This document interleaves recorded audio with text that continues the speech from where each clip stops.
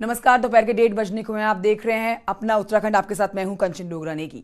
आपको बताते हैं सबसे पहले कि उत्तराखंड के मुख्यमंत्री पुष्कर सिंह धामी जहांगीरपुरी में हुई हिंसा पर उन्होंने कड़ी निंदा प्रकट की है। इसके साथ ही सीएम धामी ने कहा है कि उत्तराखंड के रुड़की में भी हनुमान जयंती पर निकाली गई शोभा यात्रा में पथराव हुआ था।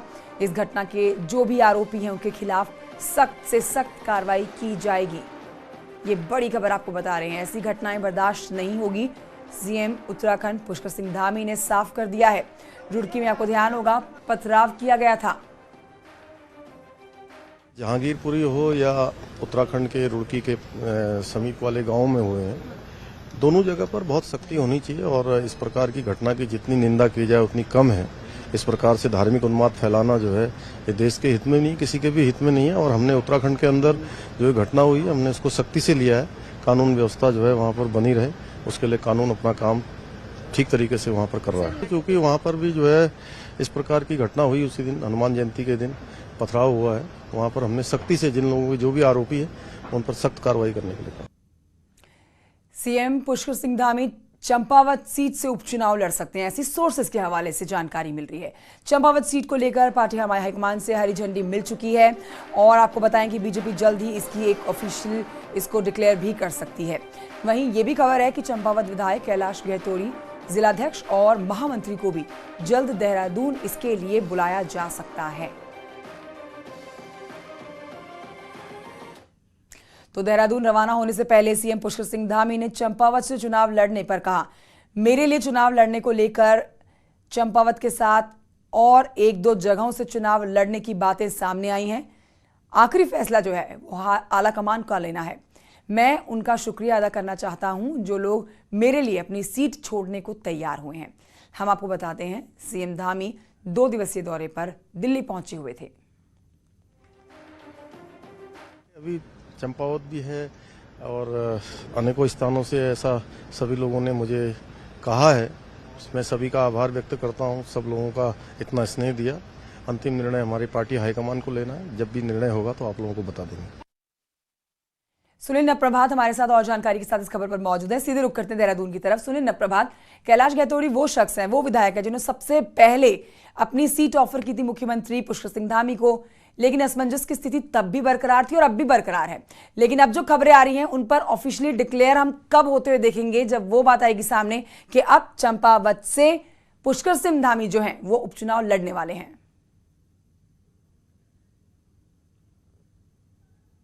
देखिए कंचन, एक तरह से आप तय मानिए कि मुख्यमंत्री का चंपावत से चुनाव लड़ने का, बाई इलेक्शन में जाने का जो डिसीजन है वो करीब करीब तय हो चुका है। केवल आधिकारिक तौर पर इसकी पुष्टि होनी है, यानी कि मुख्यमंत्री ने दिल्ली में जो बयान दिया वो खुद नहीं कह सकते कि मैं चंपावत से लड़ूंगा, क्योंकि ये जो बीजेपी का अपना एक पार्टी फोरम है, संगठन इसकी घोषणा करेगा कि मुख्यमंत्री कहाँ से बाई इलेक्शन में उतरेंगे। लेकिन जो संकेत हैं वो पूरी तरह से स्पष्ट करते हैं कि मुख्यमंत्री चंपावत से ही बाई इलेक्शन में जाएंगे, क्योंकि चंपावत की जो जिला इकाई है, जो बीजेपी का पार्टी संगठन चंपावत में है, उसने एक प्रस्ताव स्टेट अपनी पार्टी को भेजा है, प्रदेश नेतृत्व को भेजा है कि मुख्यमंत्री को चंपावत से चुनाव लड़ाया जाए। ये बीजेपी की एक सांगठनिक प्रक्रिया है। नॉर्मली भी अगर मुख्यमंत्री सीधे बोलते कि मैं चंपावत से बाई इलेक्शन में जा रहा हूं तो तब भी इसी प्रक्रिया से होकर गुजरना पड़ता।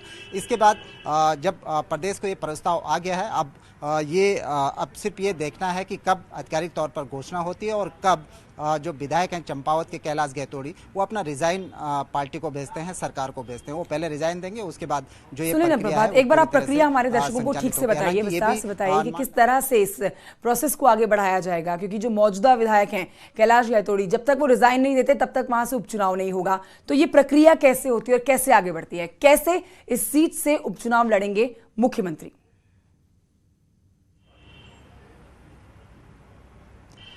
देखिए, मुख्यमंत्री आज काशीपुर के दौरे पर हैं, वहाँ भी उनकी कैलाश गहतोड़ी से बात होगी और लगातार उनकी बातचीत होती रहती है कैलाश गहतोड़ी से। लेकिन जिस तरह से हमने अपने दर्शकों को पहले भी ये बात बताई कि कैलाश गहतोड़ी हों, वहाँ के जिलाध्यक्ष हों या महामंत्री हों चंपावत बीजेपी के, उनको प्रदेश बीजेपी ने देहरादून में बुलवाया है। तो अगले 1-2 दिन में देहरादून में एक बार फिर मीटिंग हो सकती है।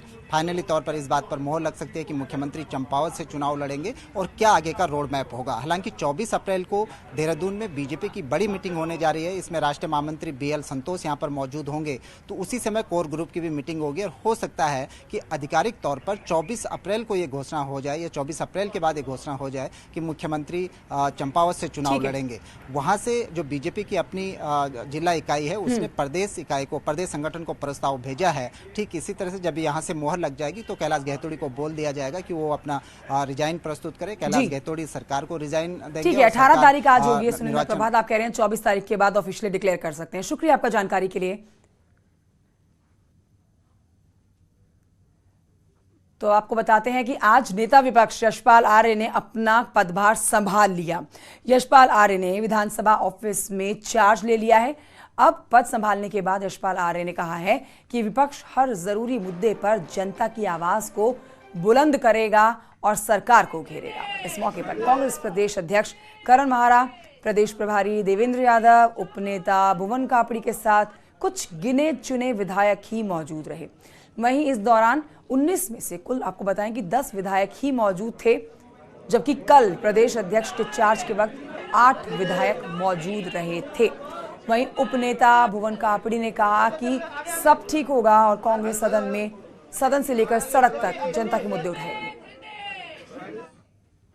और मैं आपके माध्यम से कहना चाहता हूं कि इस दायित्व का निर्वहन हम सब मिलकर कांग्रेस विधानमंडल दल यशपाल आर्य पूरी निष्ठा के साथ, पूरे समर्पण के साथ और पूरी गंभीरता के साथ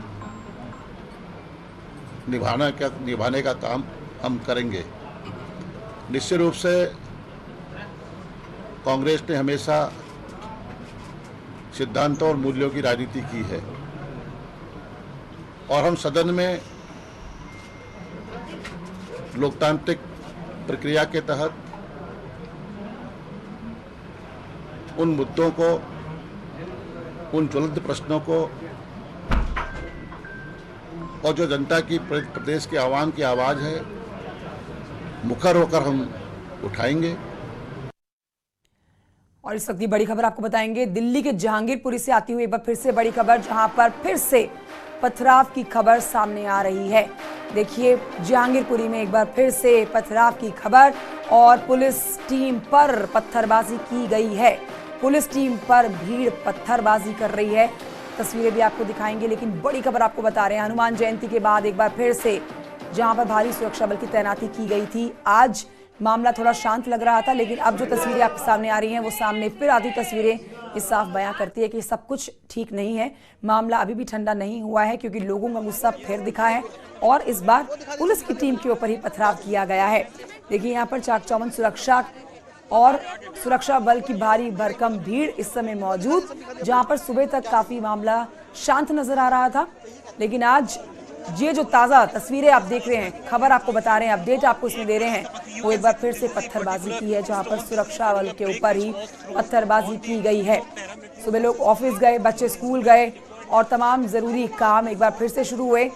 लग नहीं रहा था कि एक बार फिर से हालात बिगड़ेंगे, पर अभी जो तस्वीरें आप देख रहे हैं बेहद एक्सक्लूसिव तस्वीरें, जहां पर सुरक्षा बल पुलिस के ऊपर ही पत्थर बरसाए गए हैं। सुशील पांडे मेरे सहयोगी और जानकारी के साथ मौजूद है। सुशील पांडे, यहां पर पुलिस टीम के ऊपर पत्थरबाजी की गई है एक बार फिर से।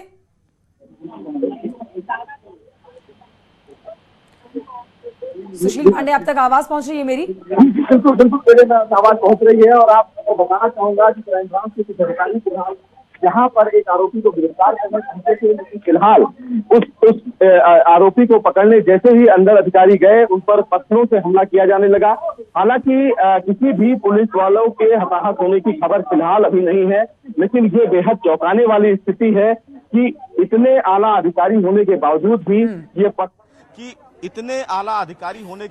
भी ये पत्थरबाजी शुरू हो गई। सबसे महत्वपूर्ण बात है कि आखिर इसी गली में एक आरोपी को क्राइम ब्रांच के अधिकारी पकड़ने पहुंचे थे। आप देख सकते हैं कि ये वही गली है जहां पर क्राइम ब्रांच के अधिकारी पहुंचे थे, लेकिन उनको फिलहाल रोकने के लिए अंदर से पथराव शुरू हो गया। हाँ। तस्वीरों में आप देख सकते हैं कि फिलहाल तमाम जो आला अधिकारी हैं वो मौके पे हैं और इसीलिए फिलहाल यहाँ पर जो फोर्सेज हैं उनको तैनात करा दिया गया है। क्राइम ब्रांच के अधिकारी भी यहाँ पर हैं। क्राइम ब्रांच के अधिकारी देखिए, ये 2 अधिकारी जहाँ पर खड़े थे उसके बावजूद भी ये पथराव शुरू हुआ है और इसी गली में यहाँ से वो पत्थर फेंका गया। आप देख सकते हैं तस्वीरों में ये अपने आप में बेहद चौंकाने वाला भी है, क्योंकि इतने आला अधिकारी और इतनी सुरक्षा होने के बावजूद भी कहीं ना कहीं इस पूरे मामले में है सतेंद्र खारी नाम के एक इंस्पेक्टर हैं जिनके पैर में चोट लगी है, जो पत्थर फेंका गया है। सतेंद्र खारी नाम के जो फिलहाल इंस्पेक्टर हैं उनके पैर में ये चोट लगी है जो पत्थर फेंका गया था। जी सुनील, क्या जानकारी मिल पा रही है? जो ये पत्थरबाजी की जा रही है, जो 21 लोग अरेस्ट किए गए हैं, उनके पक्ष में की जा रही है, इसी से ये लोग नाराज हैं और इसी वजह से सुरक्षा बल के ऊपर पत्थरबाजी कर रहे हैं।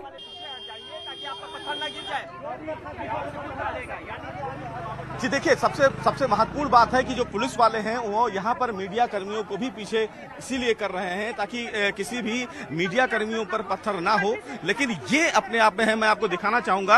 आप अगर तस्वीरों में देख पा रहे होंगे तो देखिए यहाँ पर गहमा गहमी बढ़ गई है। पुलिस के जो अधिकारी हैं वो मौके पर हैं और जिस तरह ये पत्थर फेंका गया ये बहुत चौंकाने वाला है, क्योंकि इतनी फोर्स के बाद एक तरफ Delhi police commissioner press conference कर रहे हैं कि इस पूरी घटना को लेकर किस प्रकार से वो आगे बढ़े, लेकिन उसके बावजूद भी यहाँ पर पत्थर फेंक दिया जाता है। हाँ। ये अपने आप में बेहद चौंकाने वाला है। और इस पूरे मामले में आप देखिए, अब दिल्ली पुलिस के तमाम जो फोर्सेस हैं वो यहाँ पर पहुंच गए हैं। लोगों को हटाया जा रहा है कि यहाँ पर लोग थोड़ी दूर हों, लेकिन यही वो गली है। आपको मैं एक बार दिखाना चाहूंगा कि इस गली से ही वो पत्थर आया है, क्योंकि इसी गली में एक आरोपी को क्राइम ब्रांच के अधिकारी पकड़ने गए थे। हालांकि जो इस पूरे मामले में अभी जांच का विषय है वो पुलिस के द्वारा किया जाएगा, लेकिन ये अपने आप में एक बड़ी बात है कि पैरामिलिट्री फोर्सेस तैनात हैं, यहाँ पर सीआईएसएफ तैनात है, दिल्ली पुलिस के आला अधिकारी तैनात हैं, लेकिन बावजूद इन तमाम लोगों में किसी भी प्रकार का कोई डर नहीं है और उसके बाद भी पत्थर फेंका जा रहा है। हालांकि आज ये सड़क जो है बंद हो गई। आप देखिए ये तमाम जो कबाड़ हैं ये आपको देखने को मिलेंगे। ये पूरा जो इलाका है वो फिलहाल यहाँ पे है, लेकिन देखिए ये उससे सटी हुई गली है, लेकिन बावजूद इसके यहाँ पर लगातार हमले हो रहे हैं। दिल्ली पुलिस के एक सतेंद्र धारी करके इंस्पेक्टर हैं जिनके पैर में ये चोट लगी है और वो फिलहाल अभी अस्पताल पहुंचाए गए हैं। जी क्या अब तक ये पता नहीं लग पाया है सुनील कि पत्थर किसने फेंका है, किसने मारा पत्थर यहाँ सुरक्षा कर्मियों को? जी देखिए, अभी ये फिलहाल अभी पता नहीं चल पाया है कि ये पत्थर किसके द्वारा फेंका गया है और ये जो पत्थर है वो किसके घर से आया है, और ये फिलहाल पुलिस जो है वो जांच कर रही है। लेकिन अब यहाँ पर पैरामिलिट्री फोर्सेस जो हैं उन्होंने मोर्चा संभाल लिया है। स्थिति को सामान्य किया जा रहा है, तमाम जो लोग हैं उनको हटाया जा रहा है। अब तमाम जो आला अधिकारी हैं वो मौके पे हैं। वाकई में अपने आप में चौंकाने वाली बात है। सुबह तक जो लग रही थी स्थिति, जो तस्वीरें सामने आ रही थी और हमने जानकारी अपने दर्शकों को दी थी कि काफी शांति बनी हुई है इस पूरे इलाके में। बच्चे स्कूल गए, बड़े कॉलेज चले गए, लोग नौकरियों पर निकल गए, मतलब पूरी दिनचर्या जो शुरू हुई वो नॉर्मल शुरू हुई। दिन होते होते यहाँ पर ऐसा क्या हो गया कि एक बार फिर से लोग अपना गुस्सा दिखाने लग पड़े, सुरक्षा बल के ऊपर, पैरामिलिट्री फोर्स ऑलरेडी वहां पर मौजूद है, उनके ऊपर पत्थरबाजी करने लग पड़े।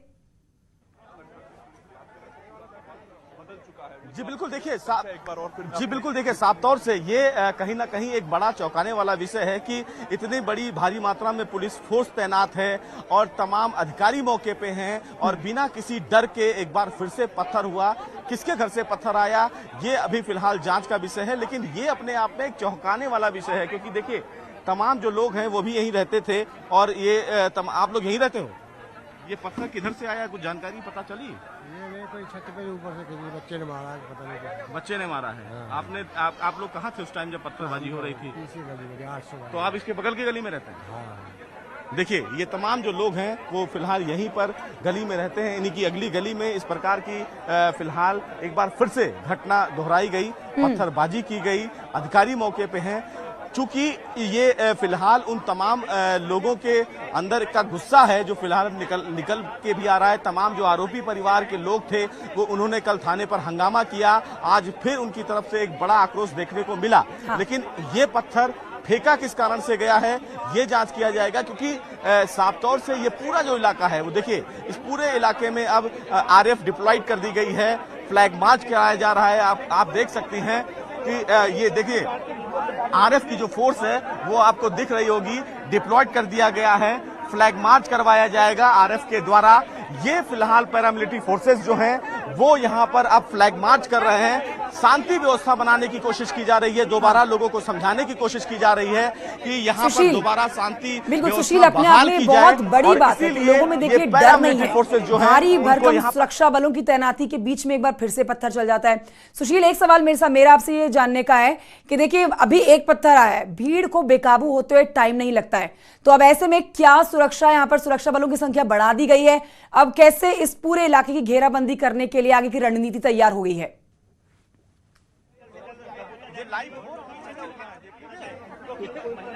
जी देखिए, फिलहाल पैरामिलिट्री फोर्सेस जो हैं वो यहाँ पर तैनात कर दी गई हैं, आरएफ की फोर्स लगा दी गई है और निश्चित रूप से फिलहाल यहाँ पर सुरक्षा एक बार बढ़ा दी गई है।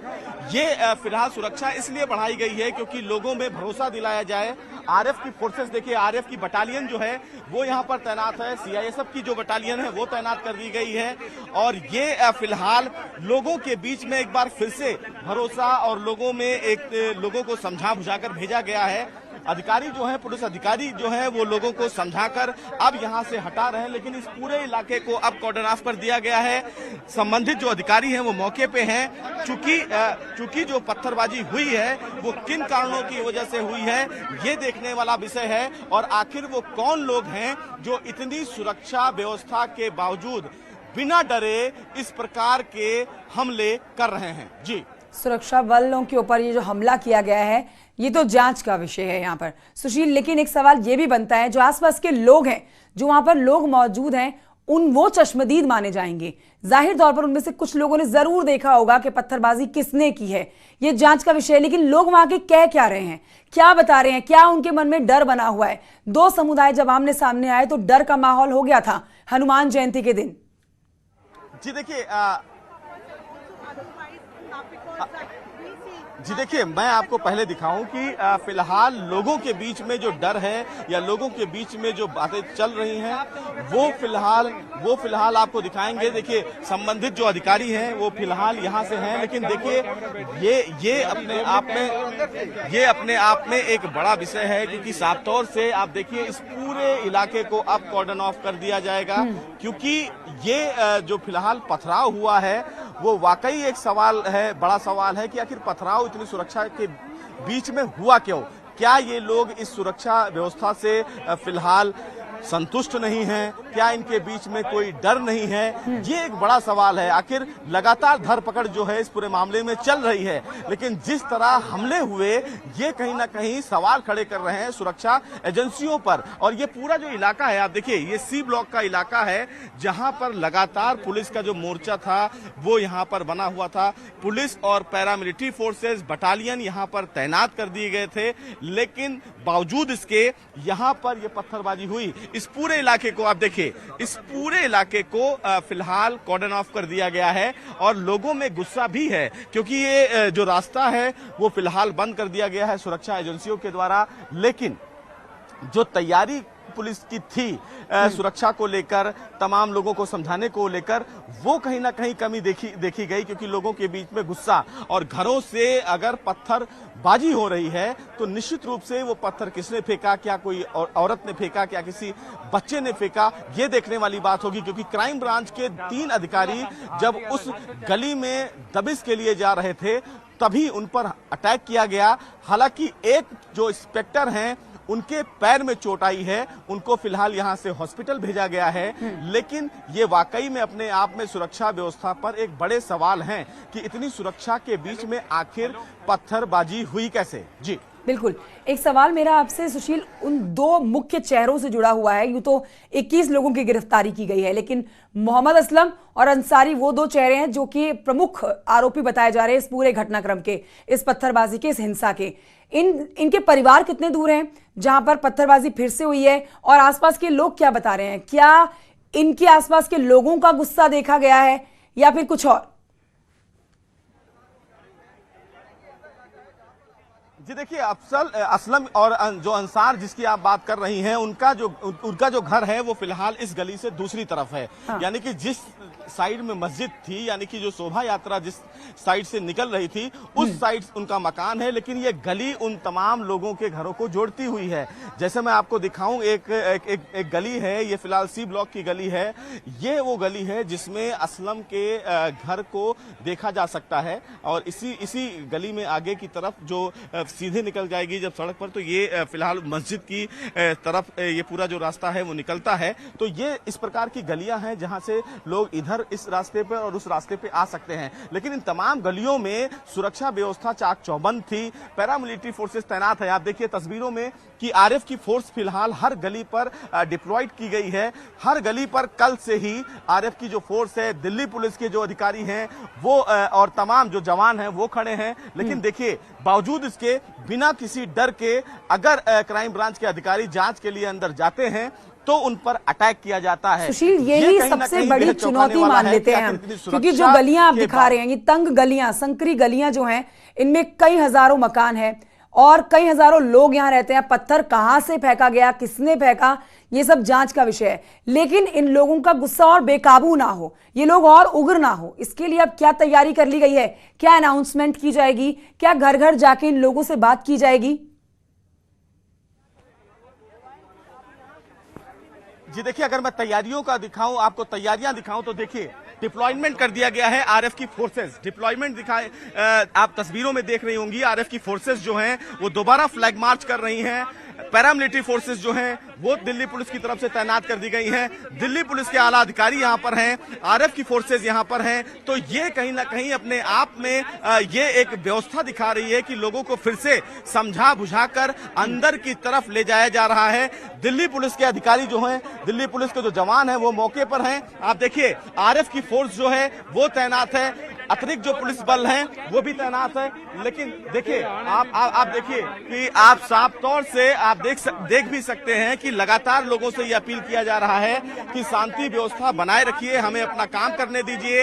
ये आरएफ की जो फोर्सेस हैं वो लोगों के बीच में फ्लैग मार्च इसलिए कराया जा रहा है ताकि लोगों को समझाया जा सके, लोगों के बीच में भरोसा दिया जा सके कि पुलिस इस मामले में जो जांच कर रही है उस जांच को करने दिया जाए, उस जांच में सहयोग करने दिया जाए। और इसीलिए इस प्रकार की अब तैयारियां शुरू कर दी गई हैं। इस गली को पहले से ही पुलिस ने अपने टारगेट पर रखा था, क्योंकि कल से ही इस पूरी गली में जो पैरामिलिट्री फोर्सेस थे या दिल्ली पुलिस की जो अतिरिक्त टीम थी वो डिप्लॉयड की गई थी। लेकिन आप अगर घरों को देखें तो मैं एक बार अपने कैमरा पर्सन कार्तिक से कहूंगा, देखिए कितनी सक्रिय गलियां हैं और घर हैं, कितने ऊपर 4-4 माले के बिल्डिंग हैं, लेकिन किस माले की बिल्डिंग से पत्थर आया ये नहीं पता, क्योंकि गली के अंदर से ये पत्थर सड़क पर आया। पुलिस बल जो थे उनके पैर में चोट लगी, लेकिन अब ये तमाम जो पत्थर, ठीक है, बिल्कुल सुबह तक इस बात का बिल्कुल अंदाजा नहीं लगाया जा सकता था कि हालात एक बार फिर से बेकाबू हो जाएंगे, खराब हो जाएंगे। लेकिन अब जो तस्वीरें सामने आई है, पत्थरबाजी की गई है, एक पुलिस अधिकारी को पत्थर लगा है और उनको उपचार के लिए अस्पताल लेकर गए हैं। एक बार फिर से माहौल खराब होता हुआ, तनावपूर्ण होता हुआ। एक छोटे से ब्रेक के लिए हम यहां रुक रहे हैं, जल्द लौट रहेंगे, बनेंगे रहिए न्यूज़ 18 के साथ। आप देख रहे हैं न्यूज़ 18 उत्तर प्रदेश उत्तराखंड।